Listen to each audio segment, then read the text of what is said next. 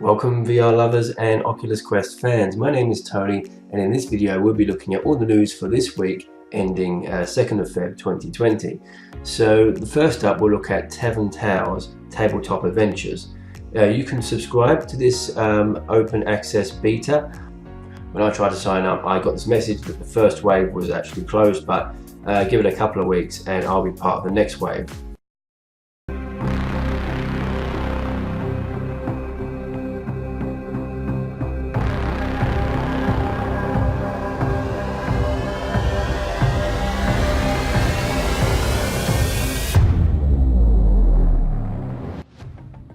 If you want to play a game of D&D but you can't make it round your friend's house, then this game solves that problem. You can play remotely over VR. It simulates a tavern environment, and what it does is it provides you with all the tools you need to play your own RPG adventure.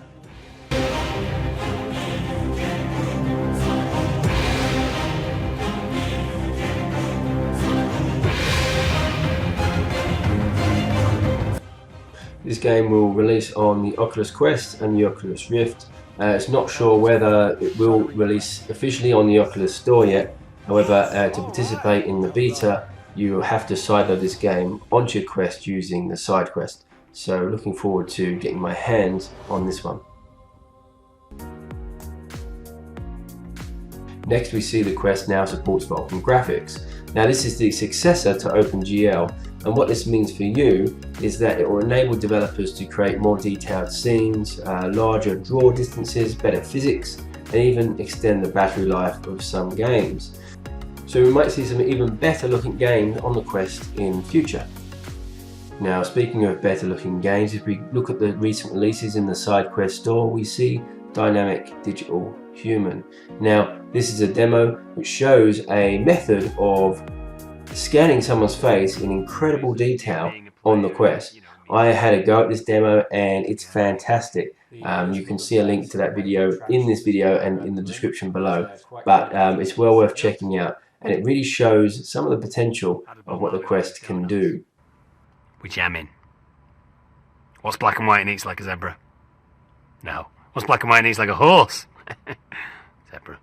Yeah, you guessed it. That's all I got. Are you actually going to do something now? Okay, great. Another recent game called the Master of Arms popped up in the SideQuest store this week. Master of Arms is a wave shooter, but it has some real unique features that you might not have seen before. I did a video review of this title, so if you want to see more of this game, you can see a link to that video in the description below. Essentially in this game you're using melee weapons to take out these flying shapes, all the while trying to dodge weapons that are flying at you. It's a very challenging game, but also quite enjoyable. I recommend checking this one out. Next we have another wave shooter that's popped up in the SideQuest store recently called Snowman.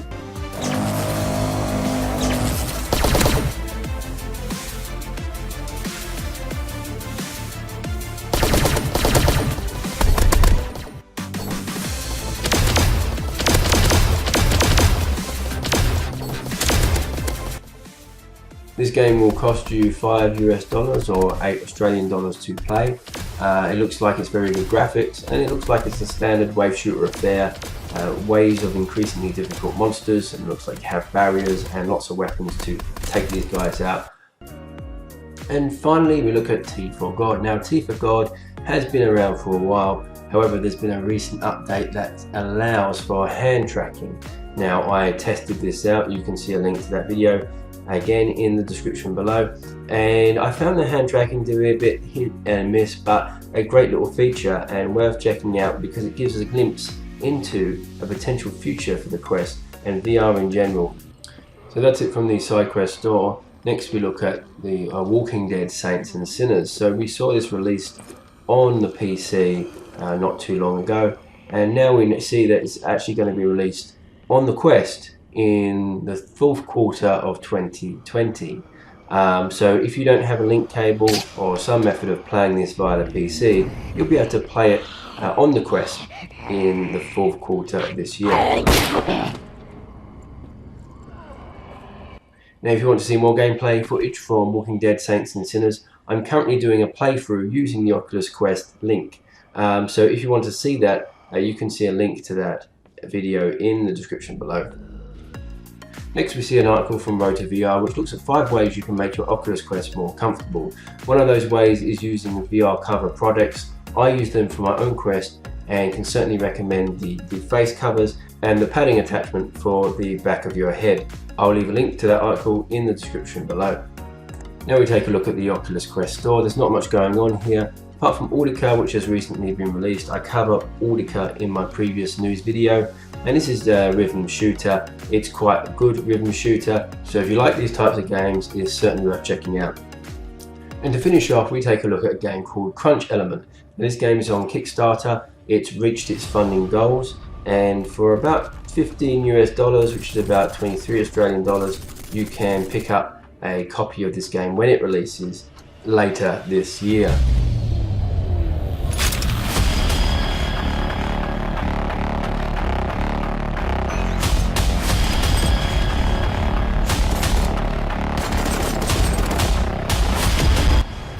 Now the aim of this game is basically to use weapons and explosives to break into and raid compounds. It's looking amazing and I can't wait for this one.